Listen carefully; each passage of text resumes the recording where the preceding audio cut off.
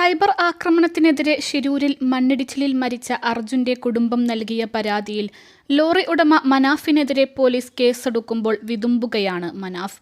സാമുദായിക സ്പർദ്ധ വളർത്തുന്ന രീതിയിൽ ഉൾപ്പെടെ സമൂഹമാധ്യമങ്ങളിൽ വേട്ടയാടപ്പെടുന്നു എന്ന് കാണിച്ച് അർജുന്റെ സഹോദരി അഞ്ജു ഇന്നലെ സിറ്റി പോലീസ് കമ്മീഷണർ നൽകിയ പരാതിയിലാണ് ചേവായൂർ പോലീസ് കേസെടുത്തത്. അർജുന്റെ സഹോദരിയുടെ പരാതിയിൽ സത്യമുണ്ട്. ചില കേന്ദ്രങ്ങൾ അവരെ ആക്രമിച്ചിരുന്നു. എന്നാൽ ഈ ആക്രമണത്തെ പരസ്യമായി തള്ളിപ്പറയുകയും പ്രതിരോധിക്കാൻ മുന്നിൽ നിൽക്കുകയും ചെയ്ത വ്യക്തിയാണ് മനാഫ്. സോഷ്യൽ മീഡിയയിൽ മനാഫ് ആരെയും കടന്നാക്രമിച്ചിരുന്നില്ല. എന്നിട്ടും മനാഫിനെതിരെ കള്ളക്കേസ് എടുത്ത് പകവീട്ടുകയാണ് സർക്കാർ. അതിനിടെ ജയിലിൽ അടച്ചാലും അർജുന്റെ കുടുംബത്തെ തള്ളിപ്പറയില്ലെന്നും ലോറിയുടമ പറയുന്നു. മൃതദേഹം കിട്ടിയതോടെ സമാധാനം പ്രതീക്ഷിച്ചത് വെറുതെയായെന്ന് പറഞ്ഞ് മാധ്യമങ്ങൾക്ക് മുൻപിൽ വിതുമ്പുകയാണ് ഇന്ന് മനാഫ്. സമൂഹത്തിൽ ചേരിതിരിവുണ്ടാക്കാൻ ശ്രമം നടത്തിയതിനുള്ള വകുപ്പ് ചുമത്തിയാണ് ലോറി ഉടമ മനാഫ് അടക്കമുള്ളവരെ പ്രതി ചേർത്ത് പോലീസ് കേസെടുത്തിരിക്കുന്നത്. തങ്ങളുടെ കുടുംബ പശ്ചാത്തലം ഉൾപ്പെടെയുള്ള കാര്യങ്ങൾ മനാഫ് സമൂഹ മാധ്യമങ്ങളിലൂടെ പ്രചരിപ്പിച്ചതിനാൽ കടുത്ത സൈബർ ആക്രമണമാണ് കുടുംബം നേരിടുന്നതെന്നും കുടുംബത്തിന്റെ വൈകാരികതയെ ചൂഷണം ചെയ്തതായും പരാതിയിൽ പറയുന്നു. ഇതിന്മേലാണ് നടപടികൾ. അതേസമയം മതസ്പർദ്ധ വളർത്താൻ ശ്രമിച്ചിട്ടില്ലെന്നും പകരം മതങ്ങളെ ഒരുമിപ്പിച്ച് നിർത്താനാണ് ശ്രമിച്ചതെന്ന് മനാഫ് പറഞ്ഞു. തന്നെ ശിക്ഷിച്ചാലും കുടുംബത്തോടൊപ്പം നിൽക്കുമെന്നും മനാഫ് പ്രതികരിച്ചു. യൂട്യൂബ് ചാനൽ എല്ലാവർക്കും പരിശോധിക്കാം. ഇന്നലെ മാപ്പ് പറഞ്ഞതോടെ എല്ലാം അവസാനിച്ചെന്നാണ് കരുതിയത്.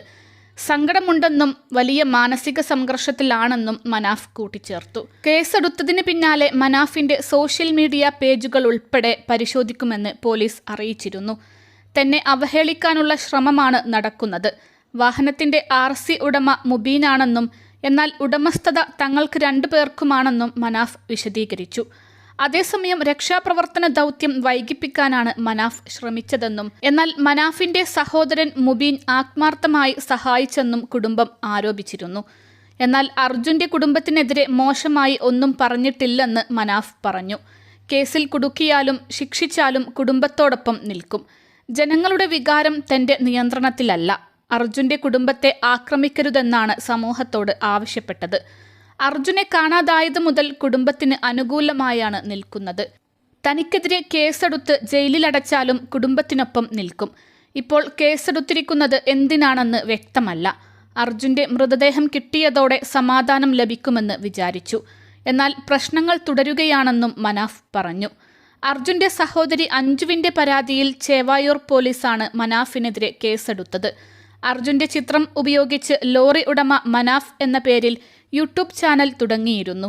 ഇതുവഴി അപകീർത്തിപ്പെടുത്തിയെന്നാണ് പരാതി. കുടുംബം വാർത്താസമ്മേളനം നടത്തിയതിന് പിന്നാലെ സൈബർ ആക്രമണം രൂക്ഷമായെന്നും സമൂഹത്തിൽ മതസ്പർദ്ധ വളർത്താൻ മനാഫ് കാരണക്കാരനായെന്നും പരാതിയിൽ പറയുന്നു.